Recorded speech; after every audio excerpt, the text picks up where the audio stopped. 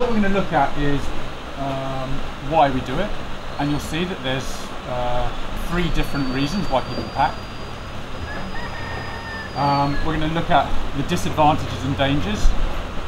Obviously that's probably one of the most important things, apart from learning actually how to do it, understanding maybe why you shouldn't do it. And then we're going to actually look at how to do it, which some people will pick up really quickly and other people will really struggle with. Okay, but it takes a bit of practice. So the subjects I'm going to cover first is I'll explain what packing is, and then we'll look at the different occasions where we can use it, and then I'll cover the disadvantages and advantages. So what is packing? It has a nice snazzy medical term called auto-insufflation. It's basically using your mouth to take more air into your lungs above what you can take using your normal respiratory muscles. If you think about, if everybody takes a deep breath in until you're full, like a final breath, you're using all your diaphragm and your intercostal muscles to expand your chest, and then because you're increasing the size of that airspace, there's a pressure differential that draws air in the mouth, and that's how you breathe in. Once you've reached the limit of your expansion, you have no capacity to draw any more air in, because you can't make yourself get any bigger. So how do you get air in on top of that? You can't. You go like there's no way of drawing it in. So packing is basically using your mouth as a pump to draw air into your mouth and then shove it down on top of your lungs using your tongue. So it's a 2-step process. Okay? It'll become clearer when we try doing it. I just want to explain what exactly it is. Okay? So it's using the mouth to pump more air into your lungs when your muscles are at full inflation. Okay. Why is it useful? Well, obviously it means that you can draw more air into your lungs above what you could normally take in. And that has 3 real applications. The first one is stretching. Okay? And that is actually the first reason that I learned to pack. We can stretch doing various movements, but one way of increasing your ability to take a final breath is by stretching out from the inside. Okay? And at first you do it by learning to take full breaths. So maybe doing 3-section breathing, like yoga breathing, learning to fill the diaphragm and using the intercostals and moving up to the upper chest. And that's good enough to start with, because before you were freediving, you probably never had any reason to practice taking 100% maximum breaths. So your range of movement was probably smaller, and then as you practice each morning in your routines doing 100% breathing, you'll find that you can increasingly take a full breath. But after a while, you stop making gains, because still the limitation is the mobility of those muscles. So we can increase our flexibility of our ribcage further by forcing more air in. Okay? And at first you may only do 3 or 4 packs, and you'll find it will continue to expand even after you've taken a full breath by packing more air in. So you're actually increasing the range of movement. Okay? And then you can increase it a bit more, and maybe take 7 or 8 packs, and eventually you'll be able to take more air in. Okay? So that's a good reason to do it. So you'd be able to take more air with one breath without? Yeah, because you're increasing the range of movement of your muscles. Yeah, and the diaphragm is getting stretched downwards as you do it, as well as the intercostal muscles being stretched down. Okay, so that's one reason for doing it, and that's normally the first reason why you do it. And that's why you learn from that. But then maybe you become curious as to how it can be used when you're actually diving. And so then you may start introducing it into your diving. So that's the other reason for doing it. So one, let's say stretch.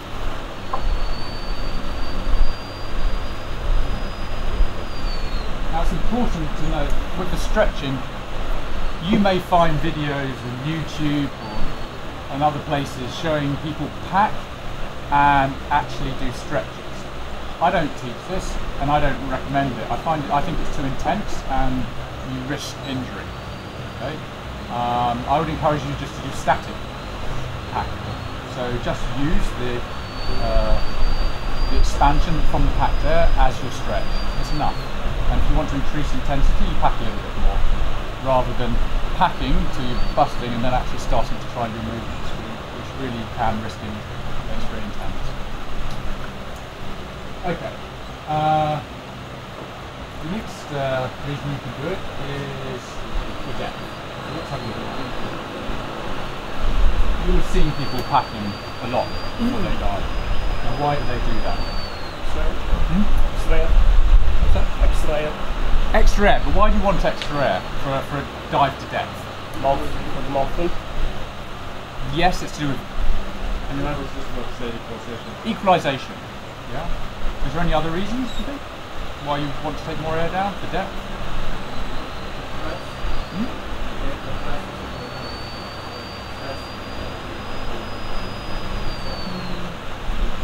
No, there's two reasons why you want more air in your lungs, and one is more oxygen, and the other is more gas for equalization. And actually, for depth, the only real one you're considering is equalization. Okay. For pool, it's different. You'll see that people are packing a lot for pool. There, it's not about equalization. The only reason then is you're taking as much air in as possible because you want the extra oxygen at the end of the dive. You know, it's going to get you extra meters or extra minutes. So there are very different reasons for packing. Okay. One is for O2, and the other one is for volume of gas. So let's look at the first one, depth, and just discuss basically why it could be good. So obviously the more air you take down, the better. Let's see if we want to use packing as a way of increasing depth. Because I'm going to argue that you shouldn't use it until you learn to use mouth. So let's just take our average free diver with a lung volume of 6 litres, and we're diving to, well, when do we reach residual volume? Generally, what's the number we normally say most people reach residual volume in an average diver? 30 metres? Yeah, so we always say that residual volume is starts at about 0.25 of your lung capacity. Yeah, that's your RV. So if we have 6 litre lung capacities, when do we reach residual volume? 25 is 1/4, isn't it? So you reach 4 atmospheres, 30 metres. And at that stage, our lung volume has gone down to 1.5 litres. So our 6 litres has been compressed down to 1.5. And that's our RV. But if we do a lot of diving, deep diving, and a lot of empty lung stretching, we learn that we can decrease our residual volume, become more flexible and compressibly, and our diaphragm can contract higher up into our rib cage, and we find that our residual volume gets smaller, which allows us to dive deeper. And we say that maybe our RV is reduced to 20%, 0.2. So our 6 litre lungs will now compress smaller, and we find that we can dive down to 20%, so 5 atmospheres, and we find that we're diving at 40 metres. That's our new RV. Okay. But then we're struggling to get any more flexible. We can only compress to a certain size, and you may get a little bit further than that, but you can't just keep compressing, it's going to squash. Okay, so how can we get deeper at this stage? Well, the next part of the equation is take more air down. So this is where we can look at packing. If we were, and this is, I'm assuming we're using frenzy. Let's say we do lots of pack stretching, and then we pack maybe a litre of air and take that downwards. How deep can we go by taking an extra litre? So 7 litres. Well, our residual volume is still 1.2 litres, so if we take 7 from the surface,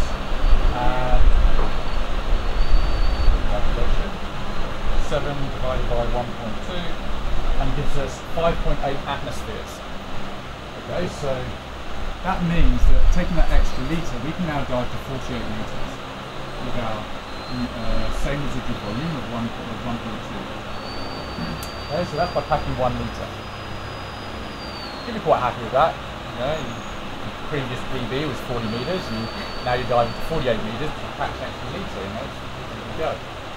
You think, okay, that's worked, let's keep packing and train to take an extra litre. So now you're packing 2 litres, feeling quite full. Okay. It takes quite a lot to pack too. So 8 our residual volume is still the same, not getting any more flexible.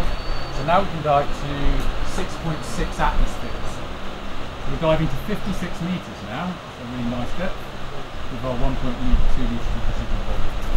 Okay. So you can see that packing will get you deeper.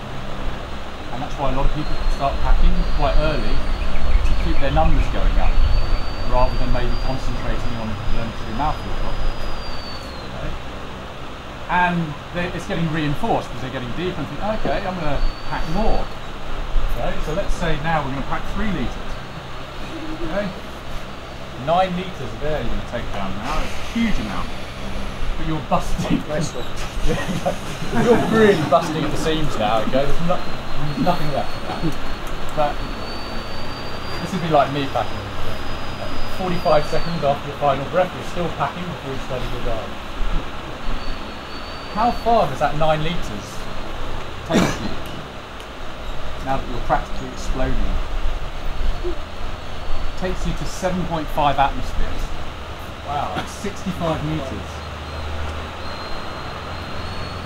But I've got nowhere else to go with this. I'm busting now, like 6 litre lung capacity with 3 litres of packed air on top. You know, there's no room for more. Okay. And I'm only diving to 65 metres. These are obviously quite general figures, but actually this is what you see a lot in competition with people who rely on packing and they don't really know how to use mouthfeel, or they think they're using mouthfeel but actually they haven't mastered it, so they're actually frenzying. They hit a depth. There's a lot of people that have failure at around 65 metres. Sometimes they push it down to almost 70. This is the sort of depth, okay? Because it's the limit of really where you can get to packing and trending. Okay? And it kind of shows whether people have got the mouth or properly if they're stuck. That's what I identify. Okay, so you can see that there is a use for it, and it will get you so far. I'm not encouraging that's what you do, but that's a decision you have to make. So, how people will know when this comes in with this amount of air? You can reverse pack, okay, and Adam's good at reverse packing. You reverse pack? You reverse pack and use mouthfeel? No, I think it's about also increasing the blood shift by relaxing as much as possible. Yeah. Because That reduces your yeah. volume Because of course, if you get down in tension, the blood shift cannot be so strong because they ask for blood. As more you relax your body, as easier it is the process of the blood shift. So it's our extra. So that is something that takes a high level of experience and relaxation, because so it's something that, yeah. So someone tense, he can't pass the 65, around 65 with backing. This is kind of like forcing your way down rather than finding the real way of diving deep. It's kind of like it's kind of like the beginner's mistake. You can get quite deep quite quickly doing this, but you're basically forcing your way down, packing more air, going down that way. It's all technical, and you're not really thinking about the other subtleties that you need to do to dive. So, but just to illustrate what we see often, actually, the way you should use packing, the way most of us would use it, isn't to employ frenzy. It's to allow you to take a deeper mouthfeel. So, just a quick illustration. If you took a mouthfeel from the surface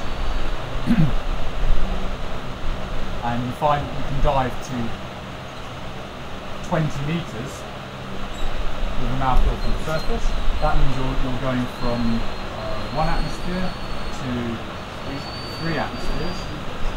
So 50 times 3 using that mouthful.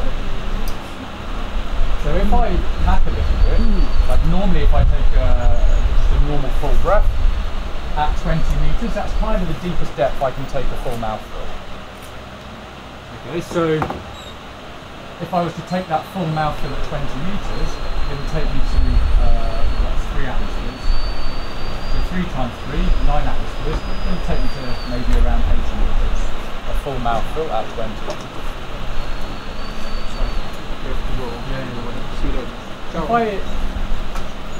If I take that same mouthful, so I pack now, and I can take a full mouthful at 4 atmospheres, 4 times 3 will get me 12. So that's technically 110 meters with a full mouthful at first. Now that's assuming a perfect mouthful, not losing any air, and none of us does a perfect mouthful. But it shows you that, you know, if I manage to take a mouthful a bit deeper at 35 meters, then I have even more. So the power of packing is to give you more depth in which to take the mouthful, and then it really opens up big depth.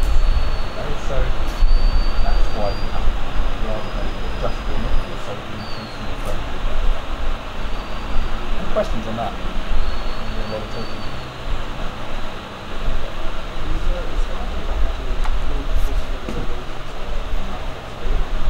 What's that? Absolutely. That's really the first reason why you do it. You just incorporate a little bit of packing into your stretching routines. Okay, and that way you also get used to what it feels like, the actual action of doing it, and you may do that for a long while before you ever try and do it for depth or for pull. Okay, you just add a few packs into the top of your full lung stretches, and you find you get a little bit more stretch, you get comfortable with that feeling, and then you release it. So now hold it for a few seconds and release it. So that's a perfectly good way of doing it. Okay. For pool, not really a lot to say about why you do it for pool, it's just to take more air. But you'll see that all of the top pool free divers pack a lot for a dive. Okay? It does have the effect of, it feels uncomfortable. Okay? When you pack that much air for the pool, it doesn't compress. So even on a deep dive, once the period of time where you're fully packed is actually quite small. It's only seconds, because as soon as you start your dive, what happens to that packed air?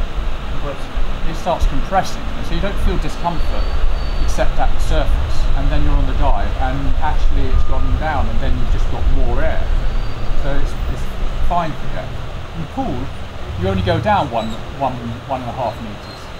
So actually it doesn't compress that much at all, so you're actually having to hold that packed amount of air for the entire time of your breath hold. Okay? It takes getting used to, but people still pack maximum for statics and dynamics. You just have to get used to that feeling.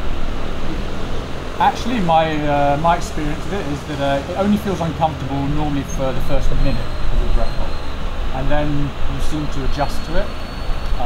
The volume probably goes down a little bit as you start creating CO2. CO2 is absorbed into the system, so there's a bit of a drop in the amount of gas level.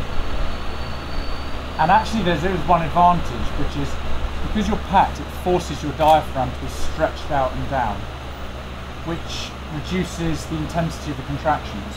So it's a little bit less comfortable at the beginning, and that takes getting used to. But it's why most people avoid it initially, because they feel so bloated. But later on you'll find the contractions are a little bit more easy to handle. So that's the reason why you do it. And you really feel the advantage at the end of the breath hold. It will give you extra minute maybe on static, or definitely lots of extra meters at the end of your hold. But you've got to get to that point, and you may not be at that stage unless you're serious pool swimmers who've always pushing to your hypoxic limit. Most, I don't know where you are at your pool diving, but the limiting factor for a lot of people for a long time is still CO2. It just gets really uncomfortable, then you get real lactic acid build up, and then you come up. Okay? When you get to the stage where the only thing that you come up for is your mind's beginning to cloud over and you're getting right to your hypoxic limit, that's when you'll find that packing helps. Okay? That's a different thing. So any questions on why we do it? That clear up a few.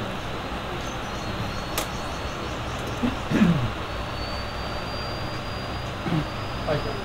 So now we look at the other thing. Let's look at what the dangers are. Because we've actually covered the advantages there. So what are the disadvantages? Well, there are some serious, it should come with a big health warning. Like there are some serious injuries that can result out of packing. What you're doing is forcing air into very delicate tissue. Like the membrane inside your lungs is designed to let gas pass through it. Okay, so it's like single cells, gas permeable. Okay, and you're then ramming air into it well above what the normal pressure is it's designed to cope with. So what do you think could happen when you do that?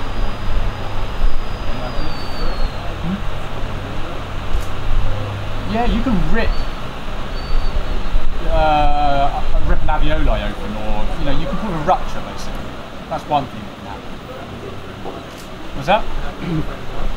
Yeah. So you have experience of it, and I know I've heard of stories of it, and I've seen somebody at a competition, Spanish guy, having pneumothorax from packing.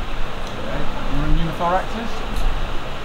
Okay, it's a tear in the lungs where the air escapes from the lungs into the pleural lining, which is the gap between the lungs and chest cavity, and the air can only go one way. Okay, so you get a pocket of air that basically keeps expanding and it collapses your lung on one side. Okay, so this is one of the things that can happen. Now, what he was doing was packing and doing yoga type stretches whilst packed, and that's how it happened. And he felt a slight pull and some pain, and just thought he pulled the muscle first, and then went to bed that night. The next morning, woke up and was having severe difficulty breathing because one of his lungs had collapsed. Okay, so that's an example of what can happen. Can he heal it? Yes, but you have to go to hospital and they have to stick a big hypodermic into your chest, which is really painful, to drain the air out, to allow your lung to re-expand. Yeah. And then it actually can preclude you from diving, because you've had a lung injury, that's right. So it could end with free diving as well. So there's some serious consequences. So I'm not trying to scare you, I'm just trying to put things in. What else can happen? What other injuries? Which potentially could be worse. Blackout? Worse than a burst lung, a collapsed lung. Blackout? That's pretty mild, actually. So, did anyone watch? Was anyone watching Adam's videos from last year in Roatan? Yeah. Does anyone remember his which dive was it? His free immersion dive and how deep it was? 1.7 meters. Anyone remember? About 1.5 to 2 meters, wasn't it? Because he had a packing blackout. Okay, so he, like me, packs quite a lot before a dive, and he started his dive and he blacked out. What is a packing blackout? Well, basically, when you pack that much air into your lungs, it's like it tops up all the way to your glottis, and it puts pressure on your arteries leading to your head. Okay, just because of the amount of packed air that's in your throat, and so it can starve your brain of oxygen a little bit, and cause you to have a blackout. And that can be the effect is more if you're already hot. And it can happen easily, and that's probably what happened. Okay, so it's not dangerous, it's like you come out of it very quickly. It's not ideal either. Okay, and you often see packing blackouts in pool competitions, things like that. People trying to happen. Okay. That's obviously not, I wouldn't say more dangerous than the thorax. There's one other injury that can happen, which is more dangerous. Any ideas? Squeezing is a compression injury rather than expansion. Ripped diaphragm. More. I haven't heard of a ripped diaphragm from packing. I've only heard it from the opposite, from reverse packing and empty lung stroke. No, basically it's an arterial gas embolism. Anyone know what that is? AGE. Basically the symptoms are like a stroke. And it happens when you get a gas bubble in your arterial blood. Imagine a bubble acts like an obstacle. So a bubble in your arterial system travels up towards your brain, and a bubble moving towards your brain isn't getting any smaller, and eventually it gets trapped in a capillary or something that's too small for it and causes a blockage, and you have the symptoms of a stroke. Now, how can that happen? If you're packing all this air into your fragile lung tissue, then you can cause a bubble to move through the membrane, and instead of diffusing like a gas normally diffuses into your bloodstream, you actually get a bubble push through. Okay? From the pressure, because you've got so much pressure in your lungs, so you've actually breached that gas permeable barrier with a bubble. That's the best way I can explain it. Maybe Wolfgang, who's not here now, we can explain it better. So that's basically what's happening. One atmosphere. And I've never heard of incidents of it for depth, but for pool, there's been at least one highly probable fatality from it. Okay? And then I've known 2 other people that blacked out, got taken out of the pool and had stroke-like symptoms, which then receded.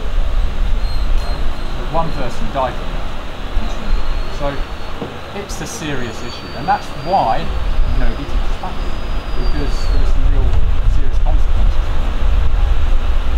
There's a lot of people packing all the time, and it's not happening most of the time. You should be aware of it. And it should maybe govern how intensely you go into it. It's the movement in the pool that's exacerbates the injury. It's definitely the movement, but it's also the fact that there's no compression. So like for minutes, you've got this intense pressure that never recedes. Okay, so it's acting on all the surface of your lungs, and then you're moving with it, and that's increasing the potential for some gas to get forced through. So, there's definitely a higher risk of AGE in the pool than in depth. That's my speculation, but in depth you get compressed. So actually, after 5 meters, the pressure is a much more normal range again. Is having a higher pressure of gas at depth increase the risk of CCS? No, because the pressure is constantly reducing. So,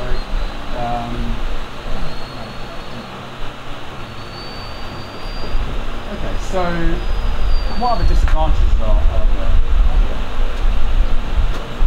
You need to wake yourself more. Yes. Yeah, for depth, I mean, yeah, for sure. You're taking a lot more air down, so there's a penalty there as well. But normally, if it comes down to what's restricting you in your diving, if you find that you can't equalise any deeper, and that's what you need to do, then you work out a way of taking more air down so that you can equalise. And then, even if the swim's harder, you train to swim with you solve the problem that you're dealing with.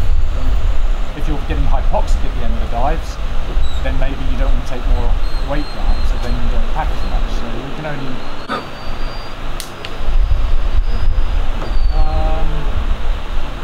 any questions on that? Dangers? Is there a way to know we are doing the safe packing, like a safe limit?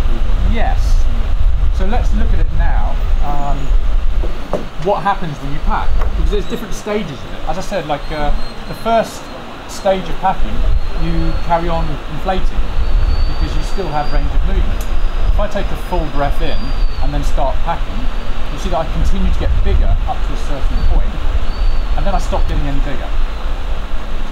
So then, but I can continue packing. So then at that stage, the pressure in the alveoli is increasing, and that's the more dangerous part. You can still pack a lot at that stage. So yeah, take a deep breath and pack, maybe you'll see that I continue to get bigger, then I stop getting bigger. Try not to black out here for sure.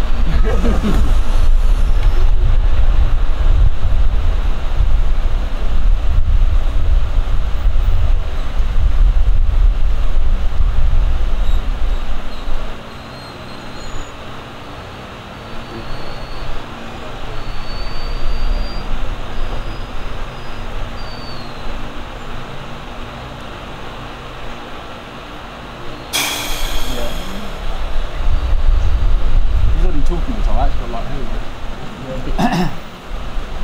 I don't know what you can see I there. know to slow down. It's slow down. It's like standing then slow down. Yeah. It's slow down. So yeah, normally when you're packing, it helps if you pause occasionally just to let yourself adjust. If you just pack continuously, you're more likely to black out. And I feel like that. Okay. So I don't know if you can see, but basically. At first, I take a full breath in, I get to a certain stage, and then when I pack, I continue to get bigger, and that's because there's still a range of movement there. Okay? And then it stops, and then I'm still packing, and then the alveolar pressure will start increasing, and that's the more dangerous stage.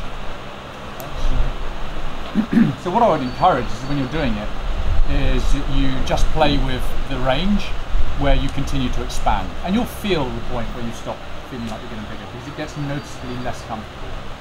Okay? And you really do feel like you're ramming the air in at that stage. So don't push it past that stage, and you should really be in the safe range of movement. Okay, so let's, now the bit I suppose you really want to do is actually see if you can pack, practice it. Okay, so get in a comfortable position, maybe sit cross-legged, and have a straight back. So the first thing I want you to do is take a full breath in, so you're completely full, and then just see if you can take air in on top of that without packing, and just show yourself that you can't. Okay? As soon as you open your throat, the air leaks out again, and you can't take any more air in. So take a full breath in until you're completely full.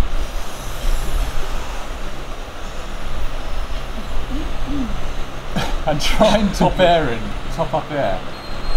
And notice how you can't, because as soon as you try and breathe more in, you open your throat and it just comes out. So that isn't going to work. So what can we do to force that air in? What we have to do is, whilst keeping the throat shut, we have to draw air into our mouth. Okay? So the throat has to remain shut, and you have to bring some air into your mouth, and that way you won't leak any out. Then you close your mouth and you open the throat, and you take that air from the throat, from the mouth, and push it into your lungs. Then you close your throat again and you draw more air into the mouth. Does that make sense? So you actually get the pump. Now the easiest way, that sounds complicated, but the easiest way to explain it is, who here's smoked before? You come clean, it doesn't matter, no one's going to judge you. I'm smoking. Smokers find this easier. Okay? Smokers can pack. And do you know why? First time you smoke a cigarette, you smoke it like you just try to do with a final breath. You try and breathe it straight into your lungs. And the result is you choke, because you've got this hot air going straight into your lungs. So to continue smoking, you learn that actually you draw the smoke into your mouth. Yeah, and then you take the cigarette away, and you secondarily inhale from the mouth into your lungs. Maybe you never figured this out, but that's what you're doing. Because it cools the air, the smoke cools off in your mouth before you draw it into your lungs. So you actually draw into your mouth, and then you breathe it in. It's exactly the same action as packing. Drawing into your mouth, and then secondarily into your lungs. It's the same as drinking through a straw. How does the liquid come into your mouth? How does the liquid come? You're drawing it into your mouth using your cheeks. Yeah? If you inhaled it, it would go into your lungs. Yeah? So you actually use your cheeks as a vacuum to draw the liquid into your mouth, and then, rather than into your lungs, you then swallow it. Same sort of action. So you all know how to use your mouth as a pump, either by smoking or by drinking through a straw. And that's all you're doing. Okay? So, once you've taken a full breath, what you're going to do is draw air into your mouth. Now you've got more air than you had before stored in your mouth. You've got to get that into your lungs. This is the hard bit, maybe. You have to close your mouth and then use your tongue as a scoop and draw the tongue across the roof of the mouth and shove it backwards, and then you open your throat and it goes down. You swallow it. You don't swallow it because then it will go into your stomach, but it goes into your lungs. So what I want you to do is you're gonna take a full breath, and then you're gonna take your cigarette or your straw, hold it against your lips, and you're gonna draw the air into your mouth. And then you're gonna close your lips and you're gonna shove it back with your tongue like this.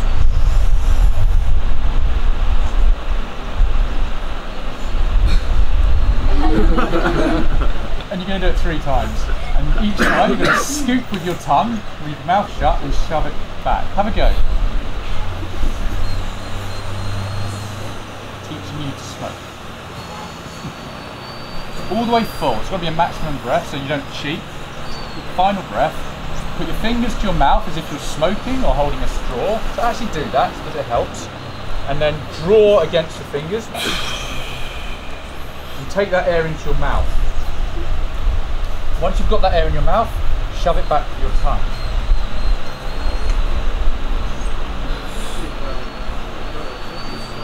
Was that? When do you stop what? Oh, well, if you feel like, who felt like they were getting more air in by doing that? Yeah? Okay, so be careful of that. Like, I've had many packing blackouts, like just stretching. Okay, it may take a bit of practice doing it, especially the bit of using the tongue to move the air back, open the throat and shove it down. Okay? That is the concept. And when you're first practicing, use your fingers even. Just put your fingers to your lips so you can draw in against your fingers. And suck in. And push it down. Okay? And what I recommend is you just do it 3 times, 4 times to start with, and then hold it for 5 to 10 seconds, and just feel that patch feeling, and then release, and then maybe repeat this process 3 to 5 times, and that's enough of a patch stretch. Okay? So let's try that again. Okay, so take a full breath in, and we're going to do it.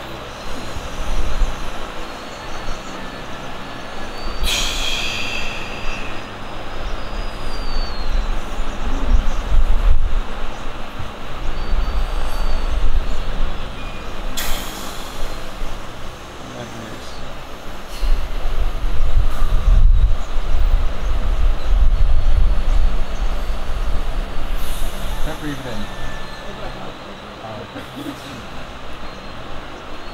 you feel like more pressure coming like here, you should feel that you'll know when more air is coming in, because there's no release, there's no exhalation.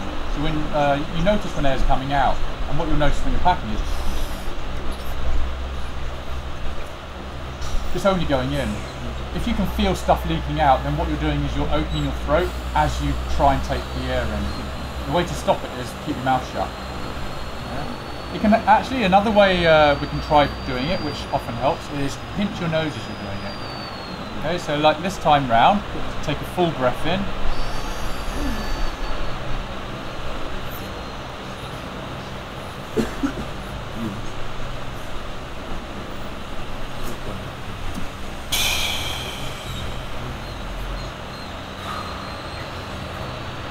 Pinch nose. And actually you might find that's a lot easier because there's literally nowhere for it to escape.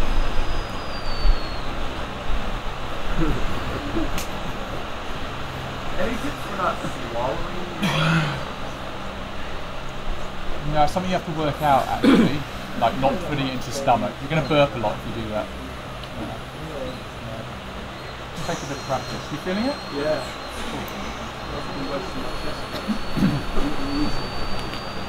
So, things that can happen when you're first starting, and also depending on how you're feeling at any particular time. Some mornings you're more tired and your blood pressure's a bit different. You will feel lightheaded very quickly. Other times it won't hit you so badly. If you're feeling lightheaded, what do you think's happening? You're basically starving your brain of a little bit of oxygen. It's like being strangled. Okay? Just release, or you will possibly pass out. So don't maybe do it sat up on a chair. Don't do it too close to a ledge or anything like that, because you can fall over. And I've seen many people having packing blackouts. That's one of the dangers, actually, hurting yourself in the field. That's just generally a danger. That's just generally a danger.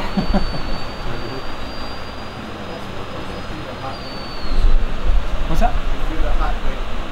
Absolutely. Yes, you do. You normally feel your heart rate accelerate. So that's actually a disadvantage, isn't it? When you pack, you feel your heart rate accelerating. Okay, so it takes away a little bit from the relaxation for a dive. Again, the effect gets less the more you practice it, the more you get used to the feeling, and you trade off the benefits of packing against the disadvantages of having a slightly accelerated heart rate. If your MGR is good, then when you start your breath hold, your heart rate comes down quickly anyway. So having an increased heart rate when you're breathing, or right at the beginning, isn't necessarily a disadvantage, because it's pumping oxygenated blood around your body to your tissues before you start your breath hold. Having an increased heart rate during your breath hold is a disadvantage, but if your MDR brings your heart rate down very quickly and you start using oxygen very efficiently, then it's not a disadvantage anymore. Okay, so think of it in those terms. It probably makes a difference what position you are in the water when you're breathing up, so on your back versus on your front, or is it the same? I breathe upright, but you'll notice a lot of people breathe horizontally, lying on the back in a meditative position. There's arguments for both. Some people would say that you get a much fuller breath lying flat. Okay? And the chest is more out of the water. I find that I'm more relaxed breathing upright, and I can dive in more changeable conditions. So you can start getting a bit of wave and shock, and I dive in the ocean most of the time. There's often wind, and if you practice that you can only ever do your dives lying on your back, you're at a serious disadvantage the moment you haven't got perfect conditions. But if you breathe upright, it just doesn't bother you. Like waves are coming, you just lift yourself up, and so you find you can dive in any conditions. So I prefer to learn to do it that way. Because then you have an advantage over everyone else later on in competitions. Everyone, you see people panicking because the conditions are a little bit rocky and go and do things. So yeah, maybe there are some advantages to being flat, and if you train yourself to be relaxed upright. One of the things about packing that I found is that, which you may have noticed, is when you practice taking a really full breath here, dry, in the yoga wall, you find you can take more air in than when you're in the water, because you have a wetsuit on, there's a bit of compression from the water around you, and so you find the full breath that you take when you're diving isn't as full as you can practice dry. So actually, my feeling is that taking a final breath and 2 or 3 packs in the water is equivalent for me of how I feel when I take a full breath here in yoga. Okay? And so that's another way you can start introducing yourself to packing the depth, is just try and consider it as actually just part of your final breath, the top up. So you get used to your final breath sequence being, and then go. Okay? It's not a huge delay to the start of your dive, it just becomes part of your final breath, and you'll find that you just feel nice and full, and it's mentally very positive. And then you're actually prepping yourself for later, taking a few more packs, because it's become ingrained that that's what you do. Because obviously there is a mental barrier to not starting your dive as soon as you've taken the final breath. Kind of like you're thinking, oh, you've already started holding your breath. So it's just something you have to get over. Because actually, as long as you're packing, you're still breathing. Well, one-way breathing. You're not breathing out, you're still taking air in. or even if it takes you 45 seconds of packing before you actually start your dive, you're not actually holding your breath, you're just not releasing carbon dioxide. So, get used to it. Do you breathe up with the snorkel when you get out of the pack, or do you just breathe up? You can pack for a snorkel. Davide packs for a snorkel. Like if you watch him diving, he spends right up until his final breath, his face is in the water. Most people don't. I personally use a snorkel up until 1.5 minutes before a fish will top, just because it's more relaxing. You can't hear all the crap that's going on around you, your face is in the water, like, it's just a lot more relaxing and disconnected, so you can get into a very relaxed state. You could argue that there's a slightly higher CO2 level because you're breathing through a snorkel and there's some dead air, but actually higher CO2 isn't a bad thing before a deep dive.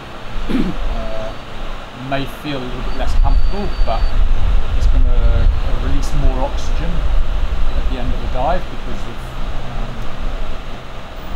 physics.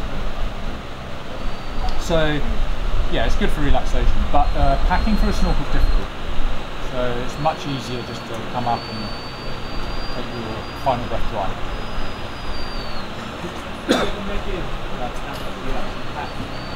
I've never measured it. No, it'd be interesting to see. I can pack quite a lot now.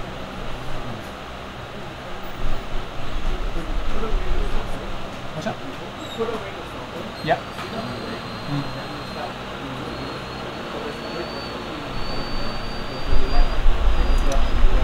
It's not a break, is it? It's just a transition to a different stage of your life. So it's part of that mental program you're running. It's kind of like you're breathing through your snorkel, you hit 1.5 minute mark, you come up, pass your snorkel off, and you're just breathing normally, tidal breathing, then you're ready for the final breath.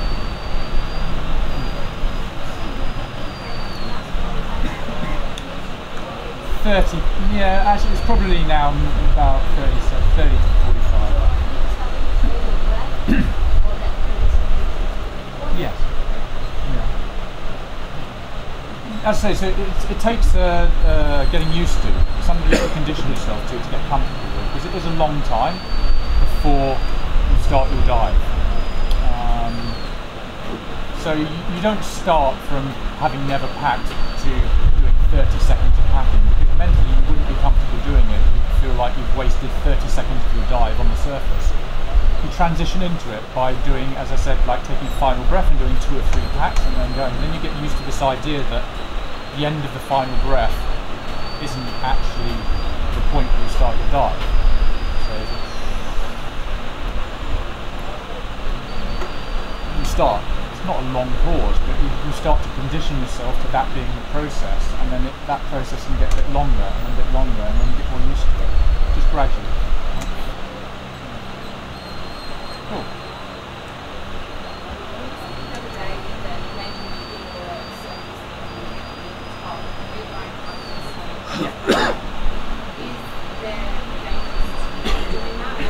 Yeah, you should.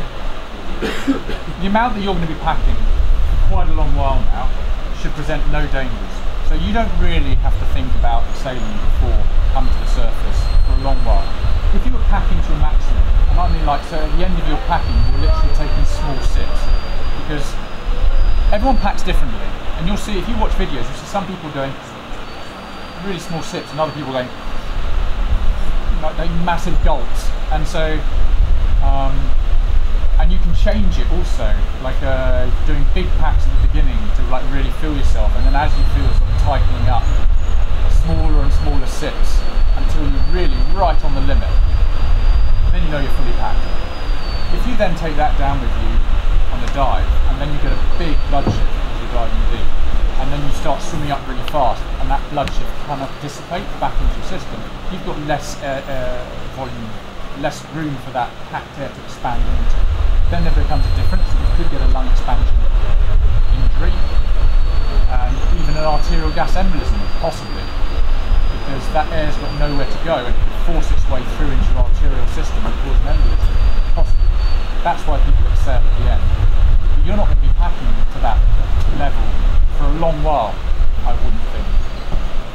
it's not an issue. If you didn't exhale, there's plenty of flexibility for you to expand into.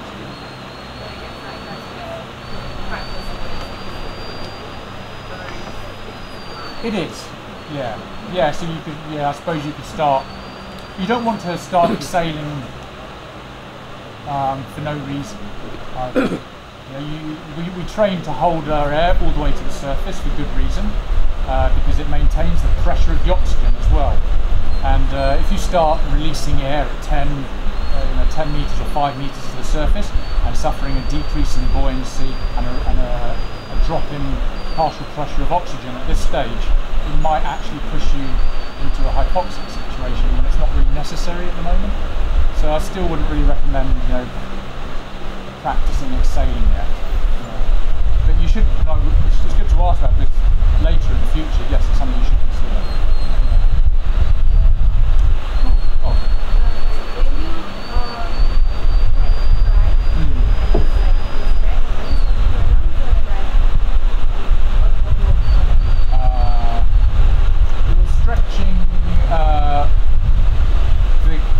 The thoracic cavity and your diaphragm. Okay?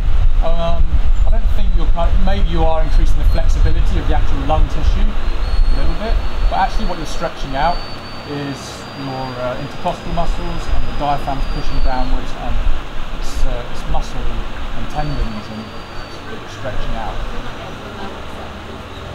No, basically your lungs are very flexible. It's very soft tissue. They'll expand into whatever size container they're given an opportunity to expand into.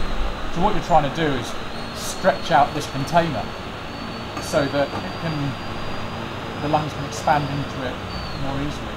Okay? Because obviously that's the limitation at the moment. If we can increase the size of the container, we can get more air in it. Any more last questions before we wrap it up?